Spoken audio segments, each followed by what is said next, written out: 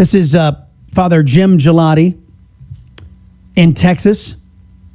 He was speaking, and this is a Catholic priest, he was speaking at a children's mass. This is quite long, but I want you all to hear it, and I'll start and stop it at key points.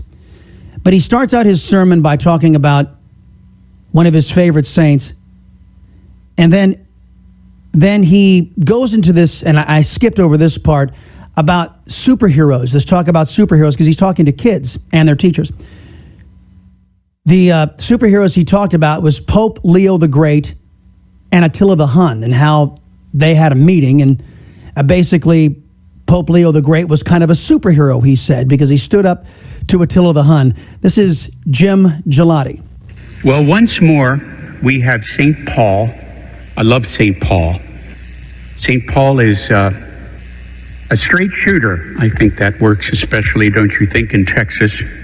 He's a straight shooter. He shoots from the hip. I understand that to mean he talks turkey. Oh, these idioms and metaphors. He speaks his truth and let the consequences fall where they may. It has come to my attention that there is on a school Facebook some celebrations over Biden being elected president. That's your business. You can do that in your own realm. But please remember, and this is my role to say this, and you want to go to court about this, that's your prerogative. You want to have a fisticuffs fight about it, I don't do that. I'm just going to take a stand and let the pieces fall where they may. You are not to celebrate the fact that this pro-abortionist is close to being the president of the United States. Why does he say this? Because every Catholic priest should be saying this, every Catholic, every Christian. For crying out loud, the Jews, the Muslims, they don't believe in abortion either. The wholesale slaughter of children in the womb. As a matter of fact, I am unaware of any major religion that celebrates the destruction of their youth in the womb. Certainly not the Catholic faith.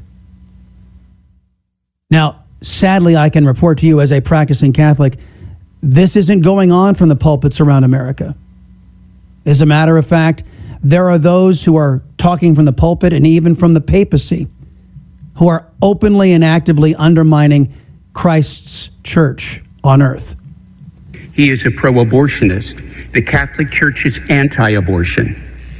I presume that you are not discussing in the classroom the situation of abortion that goes against what the Catholic Church teaches. I presume you are doing that. I have to let you know, any more postings about celebrating Biden, who is a pro-abortionist and not a good Catholic at all, in name only, well, I have to do my duty and protect the faith and protect these children. And I suggest to you that there would be jobs in jeopardy. Now that's my stand. That's my Leo the Great. And I'm willing to get into the foray of this. You want to celebrate something about this man who is without value and you don't like it? Well, that's your problem. This is my pulpit and my parish and my church, and I am going to bespeak what the church teaches. What the church teaches.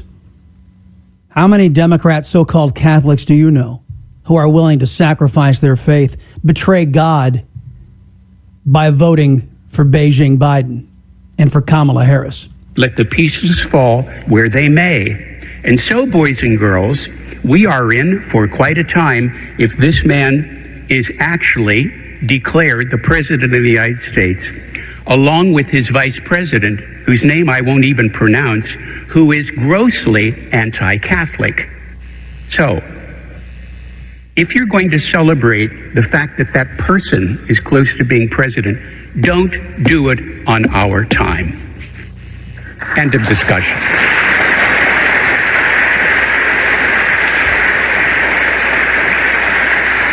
That's what they call a drop the mic moment. End of discussion. You can go on your own personal Facebook page. You can do what you want to celebrate the wholesale slaughter of children, those of you who call yourselves Christians and vote Democrat Socialist, those of you who call yourselves Catholic and vote Democrat Socialist, those of you who call yourselves Muslims and vote Democrat Socialist, those of you who are Jews and vote Democrat Socialist, go out there and celebrate the death of children paid for by your taxpayer money that is coming, because Biden has promised to get rid of the Hyde Amendment and make sure he forces all of you folks of good conscience to pay for the wholesale slaughter of children, to be complicit in his sin and the Democrat Socialist sin. But don't expect those of faith to fall in line. They will take their stand. They will tell the truth. Now, how many politicians do you know, for crying out loud, politicians, how many priests or pastors or rabbis or imams have the moral clarity to speak that kind of truth? We need more of these people. We need more people like Father Jim.